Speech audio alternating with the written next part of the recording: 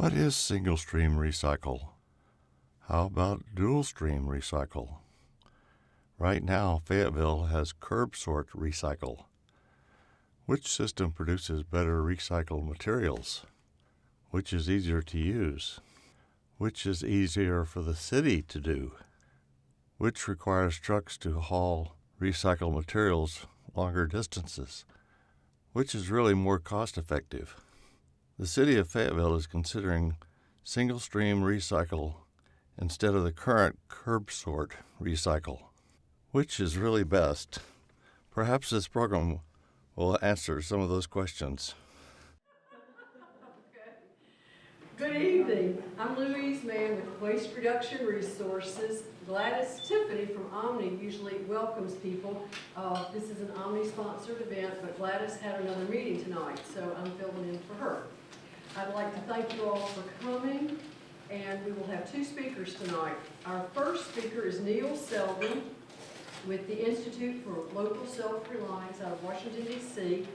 And Neil was a founding member of the National Recycling Coalition and the Grassroots Recycling Network. He is also the co-founder of the Institute for Local Self-Reliance. Neil knows how to help communities find sustainable solutions to solid waste and economic problems. He writes regularly for trade journals, providing insight and criticism of poorly designed technologies and programs. So Neil, we'll turn it over to you. Thank you. Thank you, Louie, and thank you, Will, for being the technician and making this possible. At Louie's suggestion, I have looked at the report from the consultant group, I think it's Kessler Associates. I've actually read through the report twice. I have not had time to go through the appendices, so I may be incomplete in some of this analysis, and of course I'll continue to network with you and explore the good and the ugly of whatever you're facing. So let me take a few minutes. Let me just say this. Louis' introduction, I would like to supplement that with 60 seconds. That is, my role for the last 40 years has been to help cities recycle more materials, recover more materials, but also to add value to those materials locally to maximize the environmental and economic benefits, mainly new jobs, new manufacturing, etc. And we have been, over the years, we've been responsible for turning cities away from incineration toward comprehensive recycling. Some people call that zero waste. We've worked in LA, Austin, Gainesville, Washington, D.C., and a host of other cities and counties across the country. So, having said that, Louis asked me to look at the situation in Fayetteville. My immediate reaction was that going to single stream from a current collection system onboard sorting would be a mistake. It would be a mistake for a number of reasons, which I'll go through right now. One is that the city loses a good deal of control over the system if it employs a single stream system wherein the recyclables have to be shipped out of town for processing. Immediately, you'll lose about 20 or 30 jobs. You'll also have, it'll cost more to recycle since you have to ship materials 15 or so miles out of town. But what you're facing is the centralization of capital in the recycling field, and we think this is a bad thing. We think the recyclables should stay in the city to allow for any number of opportunities for companies to use the material to add value, as I stated earlier. Just to give you one simple example, if you have a brand new iPhone, well, that's almost an oxymoron. If you add a new one in 2015, and you're looking to buy a new one, you could recycle that, meaning give it to an old e-scrap company, they'll shred it, and it's worth about $1. But if you have a program in your city that trains young people to deconstruct that phone or computer, whatever it is, you're looking at about $200 worth of wealth, which which includes working parts and very valuable alloys that would be lost to you and to the people in your city that need to bridge the digital divide. Repairing computers is the best way to motivate young people to get the skills and to motivate them toward entrepreneurship, etc. So I think you should keep your processing in town, and I think you should keep your materials as clean as you can, as apparently you do. And that's done a number of things. It's attracted Ripple Glass, which is doing a good program for you. It's also excellent for educating people into the real reasons for recycling. And it also helps understand non-traditional recycling materials, organics, which I'll get into in a moment. Let me describe what happened in Washington, D.C., where I live now. I'm originally from New York, and I'm sure you can tell from my accent. About 10 years ago, we had a wonderful dual stream system. People separated their paper in one bin and their glass bottle, glass material, plastic, metal, etc. in the other. And it was picked up and it was hauled to a local company that employed about 25 people. It happened to be a minority company right here in the district. Waste Management Inc. came in and convinced the city to go to single stream. And now, as a result of that, that company, the local company, went out of business, of course. They lost the contract. And right now, the city has to send 24,000 tons of recyclables a year to Elk Ridge, Maryland, which is 35 miles north. I calculate that's about just under $1 million of transportation that's completely unnecessary. Further, the processing at this gigantic Waste Management Inc. facility in Elk Ridge is a regional facility. They're processing 22,000 tons per month, which is gigantic. And what it means is, and we can confirm it, a number of other anecdotes I can tell you, Waste Management Inc. is interested in throughput. Therefore, they run their machines at overrated capacity. The materials get contaminated, mostly by glass, but other materials as well, organics. And they're very of low value. In fact, at the Elk Ridge facility, the glass that is recovered is so contaminated it cannot be sold as glass. And Waste Management Inc. uses it as a daily landfill cover.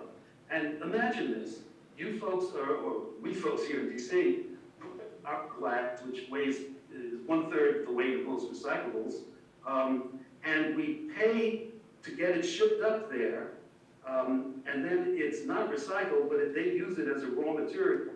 Their landfill cover. So DC is paying for, let's say, 10% of the waste stream, of the recycle stream, to go and be a free raw material for Waste Management Inc., for which the city gets no rebate or no compensation whatsoever. So this is to make the point that it's important to keep local control. You can have, well, you do have an excellent onboard sort system, which means your processing system is very, very simple, and it means your access to markets is much greater than any materials coming out of a single stream system.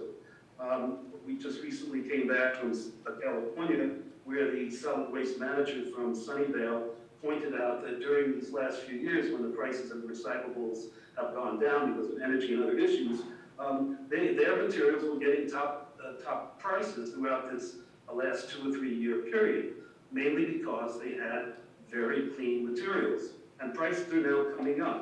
In the last 6 months, they've come up by around 10%, and there are projections that the prices are going to be better. So I would urge you to avoid centralization, continue the system you're using. Let me now just switch for a few minutes to organics. The report from Kessler is, I disagree with their suggestion to go to single stream, but I do agree with some of the things in their report, and I'll mention two. One is the focus on organics. Organics is about 30, it could be 40% of your waste stream if you include soiled papers, that is your pizza boxes that have grease on them, your wrappers around the greasy hamburger, etc. like that. That, of course, organics have nothing to do with single stream, but my point is that if you want to increase your recycling rate, focus on organics as hanging fruit, particularly in the commercial sector, but also in the household sectors. There are now 200 cities that collect organics from households, and they're basically addressing 30% of their waste stream, which would be, in your case, in most of these cases, a big jump in your recycling rate. On the issue of recycling rate, you have a pretty low recycling rate now. It's about 18 to 20%. The national average is 35%, but you all know, I'm sure, that there are some cities that have double the national average. San Francisco, Los Angeles, of course, Mass, Alachua County, Florida, King County, Washington, etc. And one of the inconsistencies in the report that I saw, the inconsistency was this. When the report went through each material, what they anticipate from a single stream, the anticipated increase in recycling from a single stream system, the estimates were basically doubling the current recycling rate by material. But in their concluding summary sections, they indicate that single stream will only bring your recycling rate from 18% to 23%, which is a very small jump given the investment that they're asking you to make and given the fact that they're asking you to give up local control. I point out also that they estimate that there would be a 5% increase in your recycling rate just from banning certain materials from disposal. That's very telling to me, because it's asking you to make a major transformation in your habits and collection systems, etc., your employment systems, for a small gain in increased recycling. Whereas if you focus on banning materials from the disposal stream, the waste stream, plus composting, I believe you could double the recycling rate in 1 year. The final thing I would say at this point, and then I'd be happy to answer questions if I can, is that the section that the report had on education and public awareness, I thought was excellent. Briefly, well, I'll just summarize it. It presents multi-messaging and reinforcement that's needed to fully develop a recycling culture in the city. And I'll conclude by pointing out some of the information coming out of North and South Carolina, where their recycling campaigns, one of their key slogans is recycle for jobs.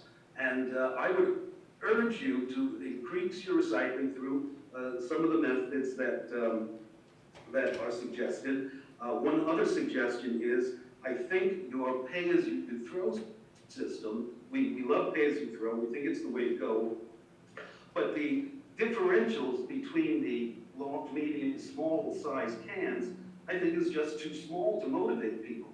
And there's an interesting history here.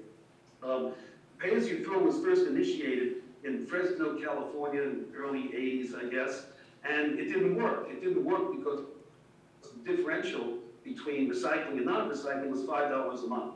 And at $5 a month, it did not impact people's thinking and spending. The next iteration of pay-as-you-throw came in Seattle 5 or 6 years later, where there was a very significant difference. It was about $12 to $17 difference between the different sizes. And let's say it's 12 times 10 months is $120 a year. And that got people to pay attention to their garbage meter, if you will. And the pay-as-you-throw system in Seattle and many other cities is working very well. So I would look to adjusting the differentials to stimulate more recycling.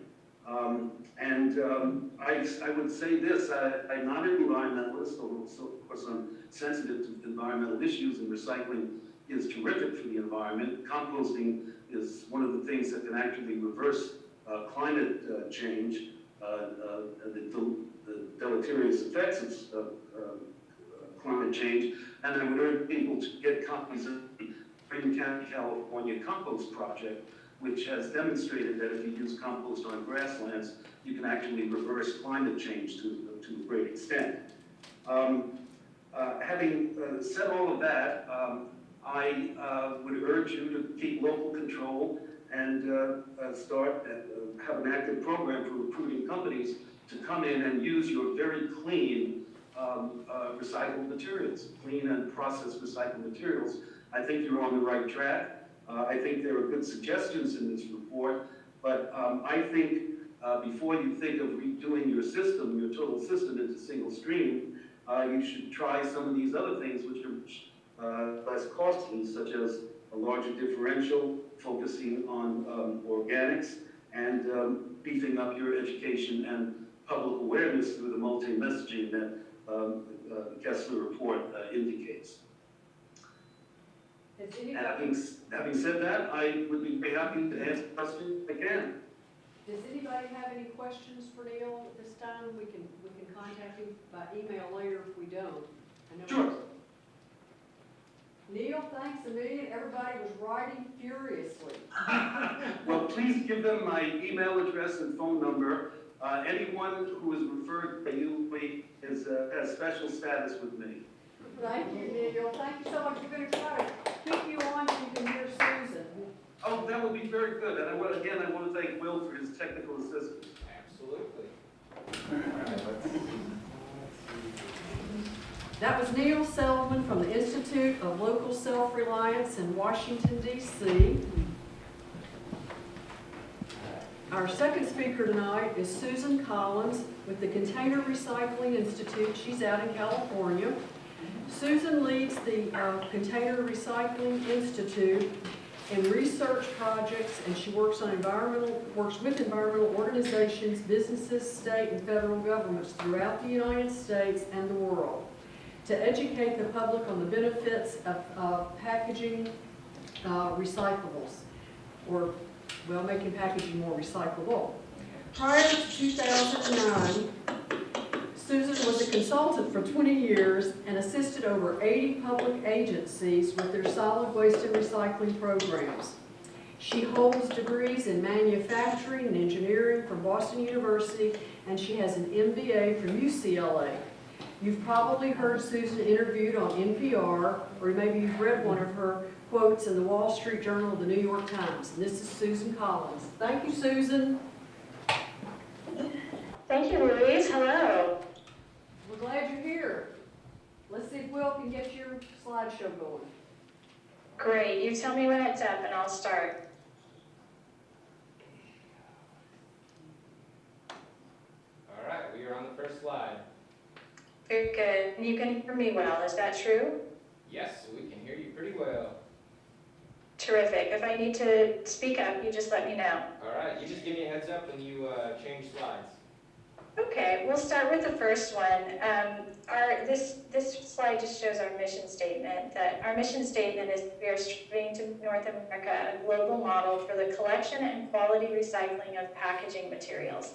The word quality in our mission statement is very, very important. We know that it's terribly important to have high quality recyclables collected so that they can be used to replace virgin materials in the manufacture of new products, and I'll explain that in a minute. So we'll move on to slide number 2. A little bit about CRI, just for background. We're a nonprofit, and I've already stated our mission. What we do in order to achieve the mission is create and maintain a database on containers and packaging. We study container and packaging reuse and recycling options and their environmental and economic impacts, and we educate. We do things like this very webinar right now, and I speak at conferences and we produce reports so that we can take our good research and share it with as many people as possible. And we also create national networks to discuss these issues and work on improvements together. So the third slide, this is what I call recycling nirvana. How can we collect the most materials at the highest quality levels so that they can be made into products again at the lowest cost? Once you've achieved those three things, then everybody's happy, and that's why I call it recycling nirvana. Next, why is recycling important? That's slide 4, and I'm going to move into 5. For the longest time, we've talked about recycling being important as a way to divert materials from landfills, but it turns out that it's far more important than that. What's really happening when we achieve high quality recycling is that we are replacing virgin materials in the manufacturing process. And when we do that, we avoid the extraction, transport, and processing of virgin materials, and that results in lower energy usage, lower production of greenhouse gases and other emissions, and lower production of toxics. And those are the things we're looking to do when we recycle. So we often talk about recycling in terms of weight, in terms of tons reduced, but tons are not an indication of environmental footprint. It's these other things that we're really looking for, these other environmental benefits. Slide 6. This is meant to show us how sometimes people ask me, aren't we getting ahead of this? Aren't we reducing what we use? And a lot of people think that we're reducing our use of plastic water bottles by people carrying around their own bottles instead. But unfortunately, the real sales statistic tell a different story. We are continuing to experience rampant consumerism. We're continuing to purchase more and more things.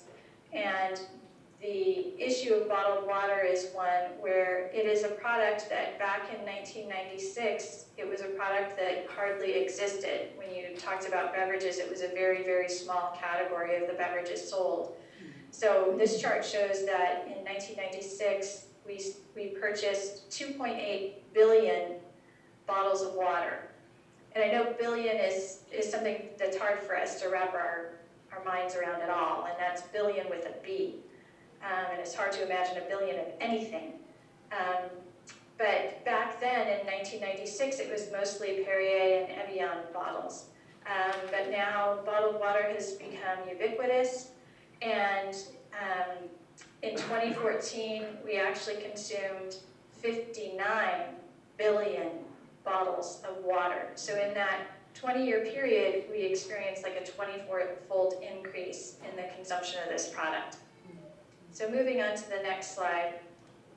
This is a little bit of a comparison of how different countries are doing when it comes to recycling glass, and it shows the progress that's been achieved in other countries, but really has not been achieved in the US.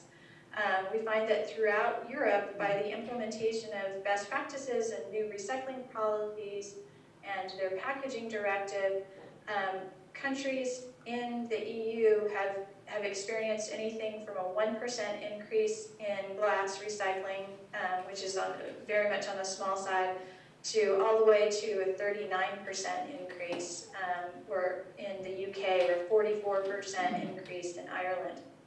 So they've been doing great things by implementing new recycling programs.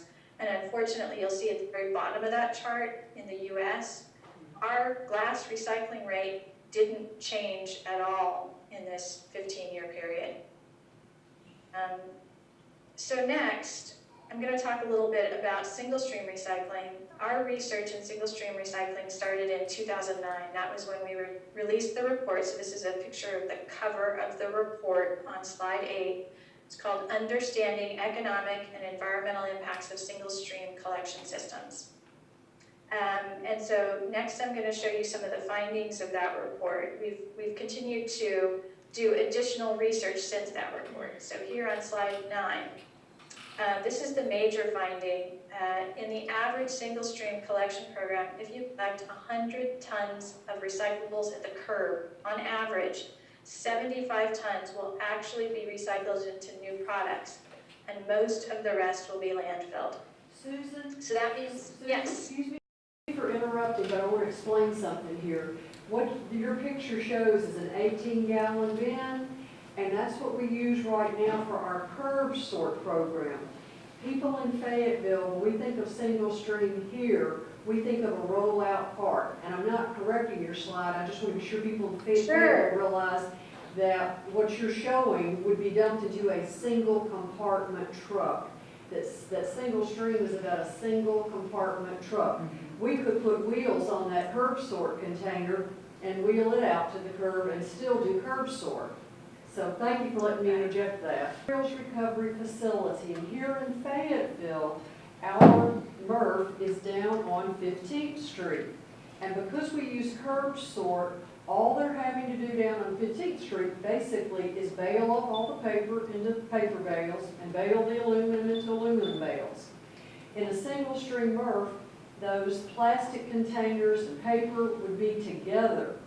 So you might have an antifreeze container in the truck mixed into single stream with paper, plastic, glass, and you get down to the MRF where you're sorting everything out to bale it, and all those plastic containers, antifreeze, motor oil, milk jugs, laundry, they may get baled just with plastic.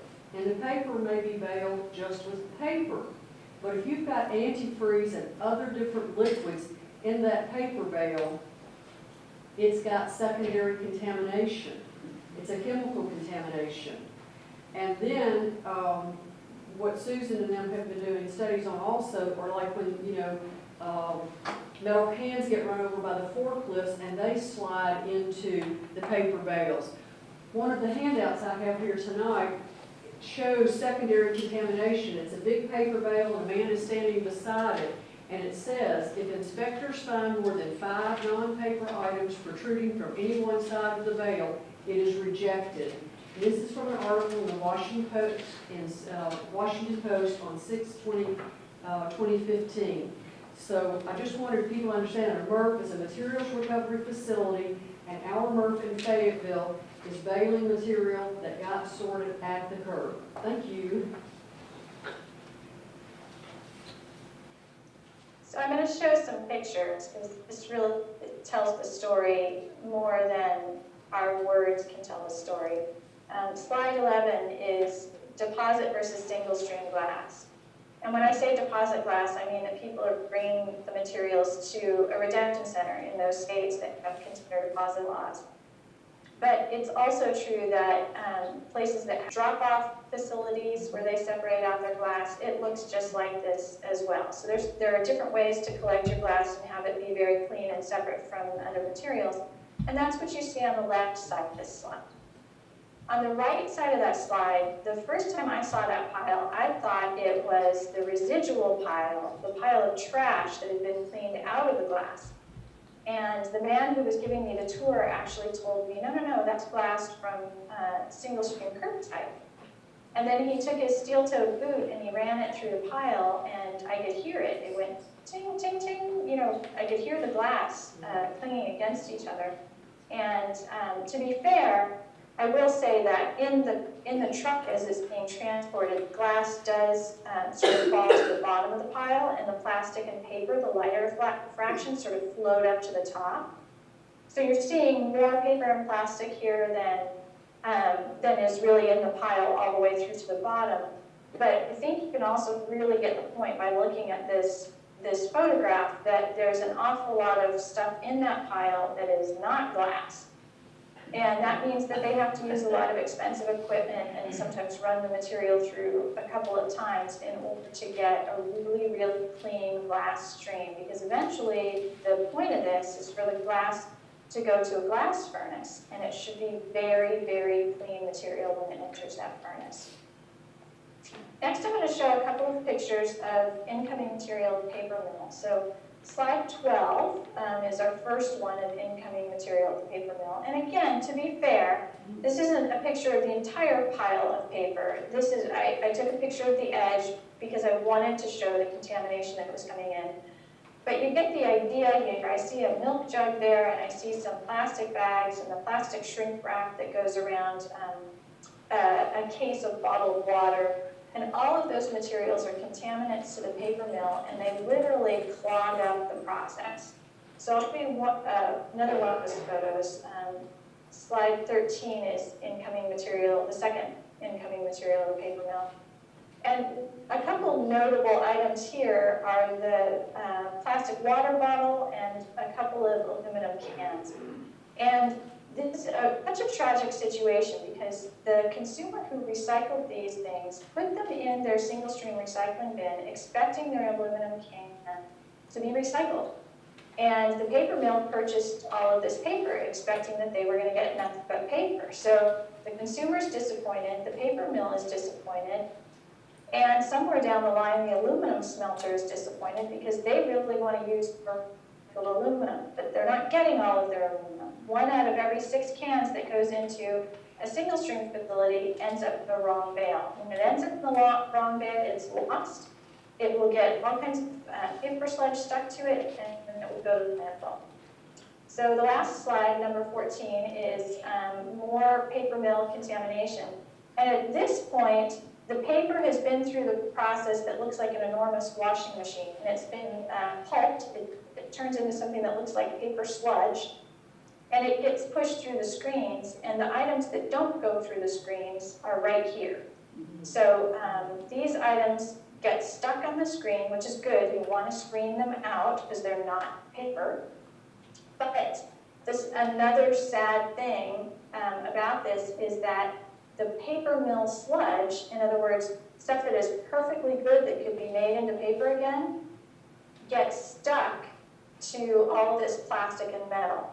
So it becomes collateral damage in this paper recycling process. So yet another tragedy to add to the other layers of tragedy. I'll go very quickly through these next couple of slides. Slide number 15 is showing the percentage of losses at a paper mill. It's 18% due to all of the contamination and single-stream recycling. And you just saw what that looked like. It was metal and plastics, and it was all the good paper fiber that got stuck to those other materials. Slide number 16 is showing the amount of contamination in an aluminum bale. So it's very common to have other types of metal or dirt or PET bottles in an aluminum bale. Slide number 17 shows how much contamination is in the PET bale. So that's, it's supposed to be all PET bottles, but it ends up being about 15% of what's in those bales is not PET bottles. And then the last one in this series is the HDPE slide, slide number 18, that shows that again, about 10% of what's in an HDPE bale is not HDPE. And just to explain what I mean by PET and HDPE, PET plastic is the clear beverage bottle like soda and water come in PET. And HDPE is the plastic that is used to make laundry detergent bottles and used for milk jugs. So the next slide, number 19, shows PET recycling versus utilization rates. And the key thing to note about this is there are 2 lines. There are a red line and a blue line. And for a long time, the distance between those 2 lines was about the same. There was a gap. So there was recycled material that was baled up for recycling, and they could use a certain percentage of it, had to filter out the rest of it as unusable material. But what you can see on this slide is that those 2 lines have been diverging in recent years, getting farther and farther apart, meaning there's a bigger and bigger gap, meaning there's more and more cross-contamination material coming in these PET bales. More and more material that they have to throw away that can't get recycled. So the next slide is about container deposits. I know there isn't a program like that in Arkansas, but there are programs in 10 states in the United States, and 90 million people live in those 10 states. And the deposit laws are so strong and recover so much material that 48% of all beverage containers recycled in the U.S. come from those 10 states. Next, I'll show you what the recycling rates look like. So we've divided the beverage container recycling rates. This is on slide 21. We've divided the beverage container recycling into the states with deposits and the states without deposits. And what you can see here is The deposit states are on the left, the non-deposit states are on the right. And the recycling rates for the individual material types are 2 to 3 times as high in the deposit states as they are in the non-deposit states. It's really amazing. A little incentive, a nickel on every container, is such a small amount of money, but it's such a strong incentive. It really gets people to return these containers for recycling. And this is true all over the world. These programs have very high recycling rates in the range of 70 to 90%. So the next slide on number 22 is the impact on litter from container deposit laws. What happens is people either don't litter the containers in the first place because they want the nickel back, or if they do litter the container, somebody else will come along and pick it up because they want the nickel. It looks like money sitting on the ground. So what we saw in Hawaii was that they did beach cleanups every year, and for every 100 items that were collected, about 14 to 16 of those items were a beverage container. And after the implementation of the container deposit law, they were finding that it was about 7 out of every 100 items was a beverage container. So going from 15 down to 7 basically cut beverage container litter in half by having the container deposit law. Just a few more slides to go. I wanted to include a little bit on cost per ton by material type. So the chart on slide 24 shows the cost to recycle. This is statistics from the province of Ontario, Canada. It's the most comprehensive set of recycling cost statistics that I know of. They gather data from all of the municipalities in a province that has 13 million people. So what they found is that the lightweight plastics end up being the most expensive items to recycle. It's over $2,000 a ton net to recycle polystyrene. And the one item that pays for itself in a recycling program is aluminum. Oftentimes people talk about glass as being an expensive item to recycle, but in reality, this study shows that it's only about $130 a ton to recycle glass. So next on slide 25, I want to show you some cleaner collection methods. And this comes from research from all over the world. So on slide 26, this is a picture of their dual stream cart in Sunnyvale. So they have 3 cart collection. The green bin is for green waste, the black bin is for trash, and gray bin is for dual stream recycling. And the way they do dual stream there is they put all of their containers, meaning plastic, metal, and glass, they put those on one side of the cart, and then on the other side of the cart they put all their fiber, meaning old newspapers, magazines, cardboard boxes, cereal boxes, all of those kinds of things, paper-based materials.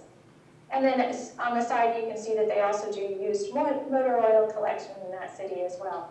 But in these dual stream carts, they've been doing this for I think 2 decades now in Sunnyvale. And in addition to that, in Sunnyvale, California, California is a state with a container deposit law. So they're already going to see far less glass, plastic, and aluminum in those bins in the first place. But this next slide is really cool because it's from the inside of the truck. So this is how the truck is split into to match the way the cart is split into. And they can empty both sides of the cart at the same time into these 2 compartments in the truck. The next picture I'll show is, this is from the UK, and this might look familiar to you. I'm not exactly sure what your curbside sort pictures look, or trucks look like in Fayetteville, but this is curbside sort in the UK. And they've done some studies recently in the UK that found that when they asked, when a municipality asked the bidders to bid on their recycling contract, and they didn't specify single stream versus dual stream versus curbside sort. Instead, what they did was they said, we're a municipality, we want recycling service, and we want to achieve these outcomes. We want this much recycling per household, that kind of thing. And they said to the vendors, if you're a curbside sort vendor, you propose that. If you're a single stream vendor, you propose that. And there were, within a 2-year period, there were 7 or 8 communities that did this, and the vendors that won were curbside sort vendors, and they won based on their cost being lower. And a bunch of that was attributed to the fact that their materials were cleaner, and so they could sell them for more money in the marketplace. And then there's also the issue of the processing center not being as expensive because it didn't have to have a lot of very expensive equipment to sort out materials. The processing was so simple, it could be a pretty cheap facility. So the next slide I'm going to show is number 29. This was from, I know this is way too small for anybody to see. The point here is that they put side by side curbside sort programs versus single stream programs and compared the costs and the outcomes. And it's the curbside sort programs that came out as being cheaper recycling programs in the UK. I'm sorry I couldn't get a slide, but this was, or a better slide, but this was the best one I was able to get to show to you. And then the last thing I have is the quote from the study that was done in the UK. They have something called the WRAP program, Waste Resources Action Program. And their quote was, on the evidence available to WRAP, our view is that curbside sort systems offer reliable material quality and lower net costs for council taxpayers. And that's all I've got for you today. Susan, that was terrific. There you are, there you are. Here's Will. Does anybody have any questions for Susan? Susan, they were writing furiously. So we thank you for allowing us to keep this PowerPoint so that we can share it with other people. Fantastic. Anything else, Fran? Anything? Emily? Okay. Susan, thank you very, very much. We'll be in touch, and we appreciate you so much. It's my pleasure. Well, thank you for all your hard work. Good night. Good night. Good night.